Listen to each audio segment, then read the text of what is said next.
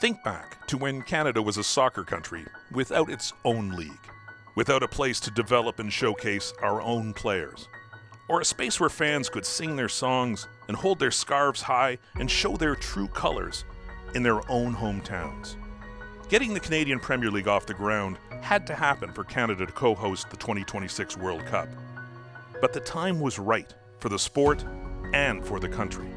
What's happened since is proof. 8 Canadian teams with passionate supporters playing the world's game and punching far above their weight. There have been a few bumps along the way, including a global pandemic on the eve of the second season. But while some larger sports organizations shut down entirely in the face of COVID, the CPL found a way to play on with the innovative Island Games. When the world got back to normal, CPL supporters returned to the stands, and wave upon wave of young Canadian players began to make their mark. Despite its short history and modest origins, the CPL was not to be underestimated.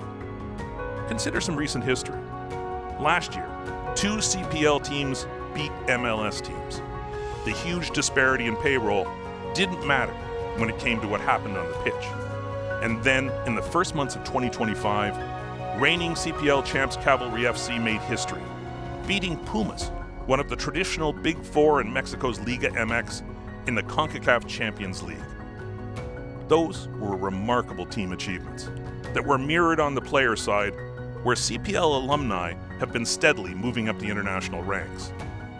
There's Brampton's Kwesi Poku, who last season went from Forge FC to Belgium's RWD Molenbeek for a CPL record transfer fee, and soon after became the latest present or former CPL player to be capped with Canada's men's national team.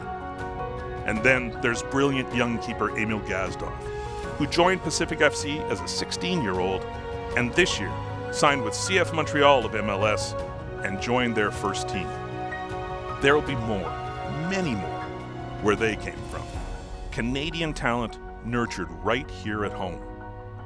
And now, Season 7 is set to kick off, with the World Cup a little more than a year away.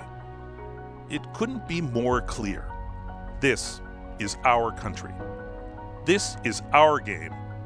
And this is our league.